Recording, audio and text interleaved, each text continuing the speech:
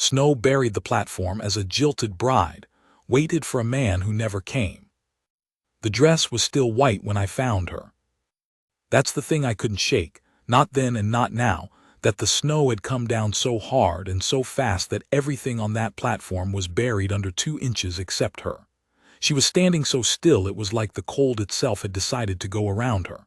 White dress, white snow, and the train that was supposed to carry her away from this town had come and gone 3 hours before I got there. I only went to the depot to ship a crate of fence wire. I wasn't looking for anything. I wasn't in any shape to find anything either. Let me back up. Or no, let me stay here a minute, because the way she looked standing on that platform is the thing I keep coming back to. Not the veil, which had gone stiff in the cold and was hanging off to one side like it had given up. Not the flowers she was still holding, which were brown at the edges and starting to freeze. Her face. That's what stopped me. It wasn't crying. It wasn't even angry anymore, I don't think. It was past that. She'd gone somewhere inside herself where the cold couldn't reach and the shame couldn't reach, and she was just waiting. For what she didn't know. Neither did I. I said, "You need to come in out of this." She didn't look at me. She said, "I'm waiting for the evening train." I said, "The evening train doesn't stop here in December. Hasn't for 2 years. She knew that. I could tell she knew that. She wasn't waiting for a train. She was waiting for something to tell her what to do next. And there wasn't anything, so she just kept standing there. My name is Calhoun. Cal, most people say. I was 58 that winter, though I felt older. I've been running cattle operations in this valley for 30 years, first for other men, then for myself after I finally scraped together enough to buy the south quarter of the Harlan parcel. Wasn't much. 40 head, a decent well, a barn that leaked in 2 places I never got around to fixing. I'd had a wife, Margaret. She'd been gone 4 years. The grief of it had gone from sharp to dull in the way grief does, but dull still hurts. It just hurts in a different place. I had no business taking on anyone else's trouble. I knew that. My foreman, a Lakota man named Crane, had told me as much that fall when I'd started making bad decisions, selling 2 horses below value because I couldn't be bothered to hold out, letting 3 months of bookkeeping pile up until the bank sent a letter I didn't open for a week. Crane didn't lecture. He just looked at me one morning over coffee and said, "You need to find something to do with yourself, Cal. Something that isn't just enduring."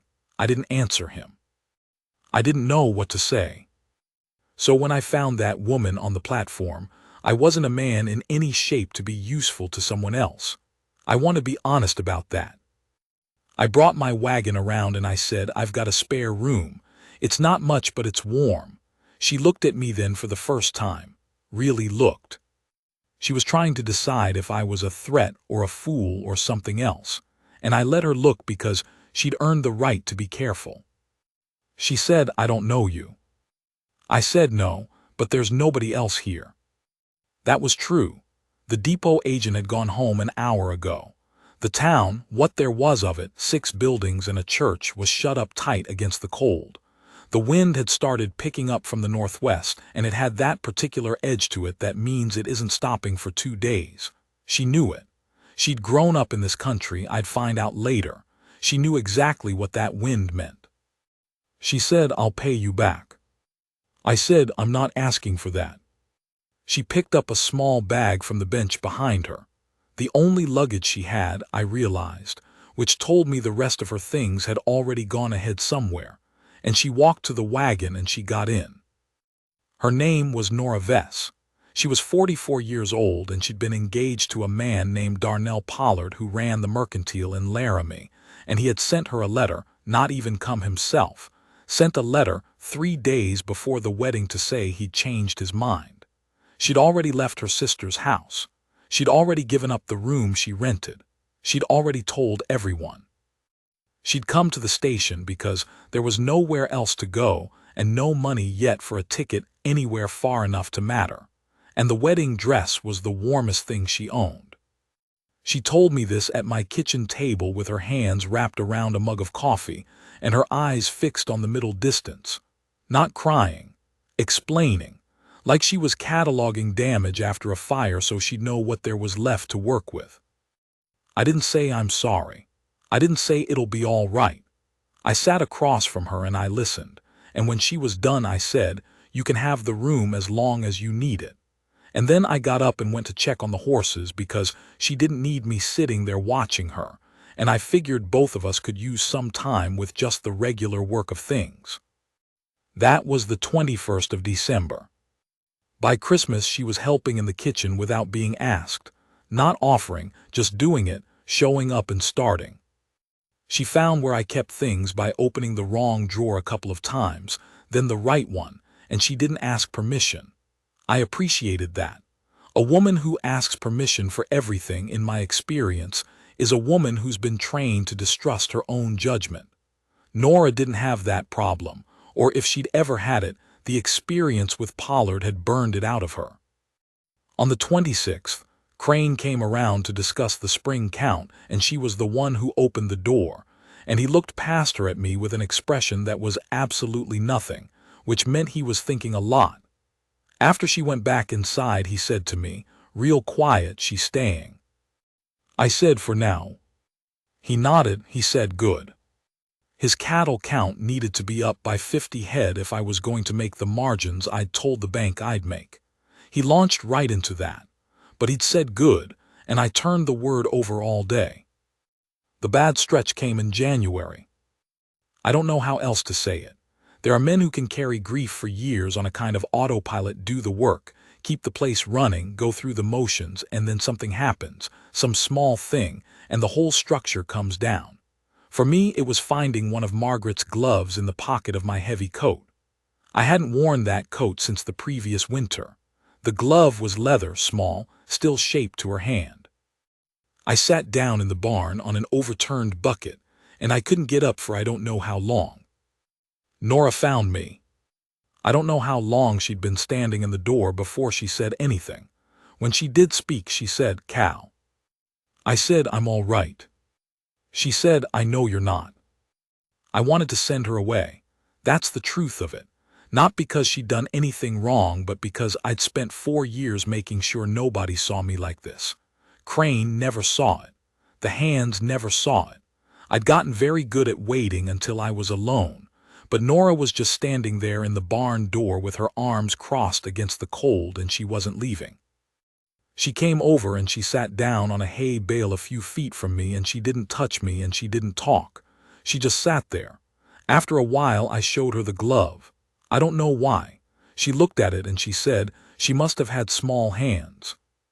I said she did, and then I said she would have liked you, I think. I don't know why I said that either, but I did. Nora said, "Tell me about her." So I did. I talked about Margaret for, I don't know, an hour maybe. Her temper, which was significant, her laugh, which could embarrass you in a public place. The way she'd argued with me about fencing decisions until I'd started making better fencing decisions just to win the argument. Nora listened. She didn't say, "I know how you feel," or try to match my story with her own. She just listened. By the time I ran out of things to say, the cold had come into the barn and I was stiff in both knees. Nora stood up and she put out her hand, not soft, not making a fuss, just a practical thing, and I took it and she pulled and I got to my feet. She let go. She said, "You should eat something." I said, "You're probably right." That was it. That was the whole exchange. But something had shifted, not in a wave crashing on the shore way. More like when you've been carrying a load wrong on one shoulder for so long you've stopped noticing the ache, and then someone sets it right, and suddenly you notice the absence of the ache. February was hard work. The cold stayed and one of the wells half froze, and we lost 2 cows to something Crane thought was a bad bale of hay from the south lot. I was up before light every day and I fell asleep some nights in the chair. But I was up. I was making decisions. The bank letter, there had been another one. I opened it the day it arrived. Crane noticed. He didn't say anything, just showed up one morning with a second man to help clear ice from the water troughs without my having to ask. I paid him for the extra labor, and he looked at the money and put it in his pocket and said, "You're getting straight, Cal." That was high praise from Crane. Nora didn't try to take credit for any of it. She wouldn't have. She was busy with her own reckoning, writing a letter to her sister, writing a shorter and considerably colder letter to Pollard, looking at what came next for her own life. She'd been a seamstress in Cheyenne before her engagement. She had skill. She'd started taking and mending for 2 women in town, work she did in the evenings at the kitchen table, and she was good and word got around. She wasn't adrift anymore. She was building something. I watched this happen and I thought about what it takes for a person to rebuild. The difference between her and me, I decided, was that she'd had her hopes taken from her all at once, clean wreckage, however brutal. Mine had gone slowly over months of Margaret declining, and then 4 years of the slow drain of not knowing how to live without her. There's an argument that the slow way is harder. There's an argument that the sudden way is. I don't know that it matters. Wreckage is wreckage. What matters is what you do with it. What I did with it for 4 years was not much. What she did with it in 2 months was start over. I'm not saying she fixed me. That's not how it happened, and I don't think that's how it works. I think what happened was that watching her sit down with the books of a life blown apart and figure out what came next, without self-pity, without waiting for permission, without needing anyone to tell her she could, I recognized something. Something I'd stopped doing. She asked me, one night in late February. We were eating, I remember it was a Wednesday, I remember there was cornbread. She said, "What do you actually want, Cal? Not what the bank wants or what the herd needs. You." Nobody had asked me that in a long time, maybe ever in quite those words. I said, "I want the south pasture to actually pay. I want to get the barn roof fixed before it falls on something valuable. I want to." I stopped. There were things past that, less practical things, and I wasn't sure I should say them. She said, "Go on." I said, "I want to not be so alone with it. All of it.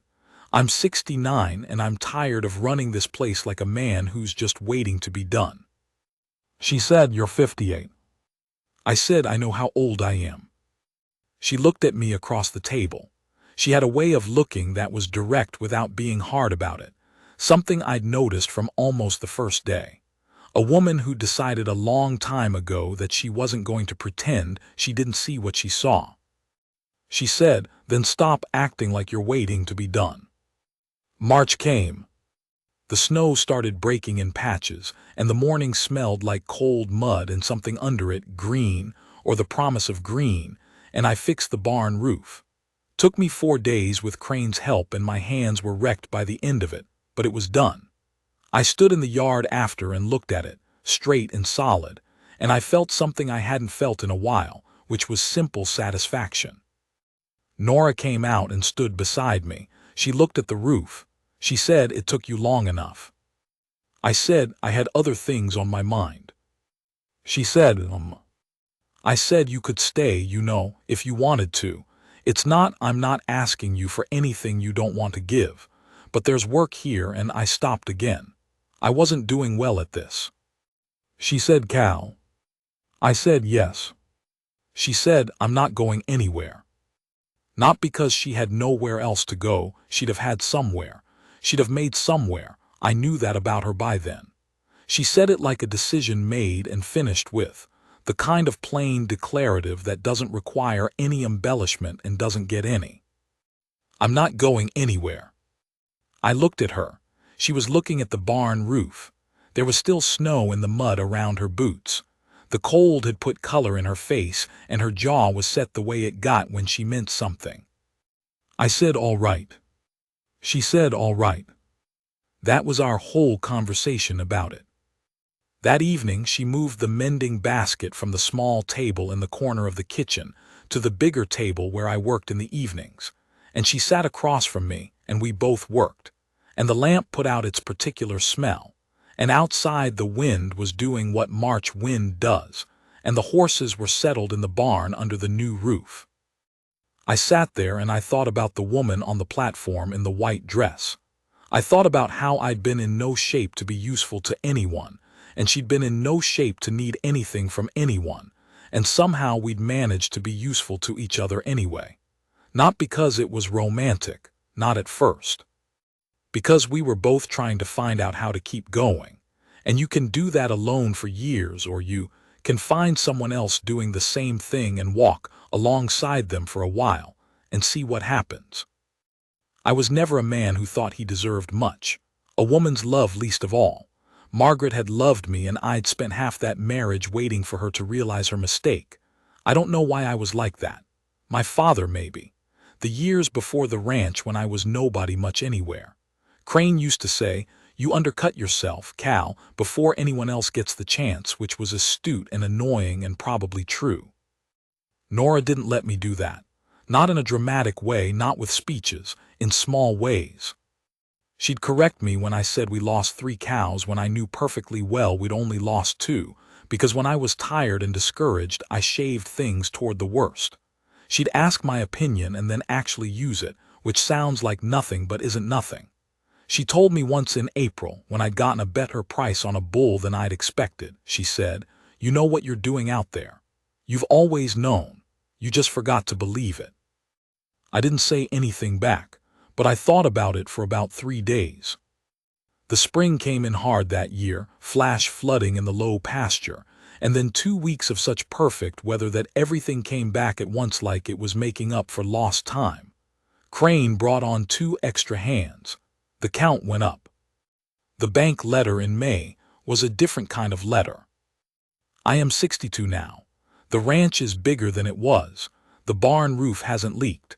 Nora's seamstress work has turned into something real, a proper shop, 2 women working for her, orders coming in from towns an hour away. She runs it the way she runs everything, which is steadily and without making a production of it. We married in June, the year after I found her on the platform. Quiet ceremony, just Crane and his wife and Nora's sister, who came out from Cheyenne and cried, which surprised all of us, including her sister. The dress Nora wore was pale blue, nothing like white, and she looked at me during the whole thing like she knew something about me that I was still figuring out. I still think I undercut myself sometimes. Old habits don't disappear, they just get quieter. But there's a difference now. She's there. Not to rescue me, not to tell me I'm wonderful when I'm not. Just there. Awake when I'm awake, steady when I start to lean, with her own opinions about every fencing decision, which are usually correct and always worth the argument. I found her in the snow, or she found me, depends on how you look at it. She was standing there waiting for a train that wasn't coming, in a dress meant for a man who didn't deserve it. And I was hauling fence wire and not opening my mail and running out the clock on a life I'd already decided was mostly over. Neither of us was looking for anything. But the snow was coming down, and there was nobody else on that platform, and she had enough spine left in her to get in a stranger's wagon rather than freeze, and I had enough something left in me to ask. The lamp's burning. She's across the table. Outside, the horses are quiet under that roof I fixed, and the pasture is dark and covered in the good silence of things that are tended. I don't know what I did to deserve this. She'd say I didn't do anything. It wasn't about deserving. She'd say I just showed up. Maybe that's enough. Maybe that's the whole thing right there. You show up, you don't quit. And if you're lucky, if you're very, very lucky, somewhere in the middle of all that, in the snow, on a platform, when you were only there to ship a crate of fence wire, you find someone who isn't quitting either. And you go home together.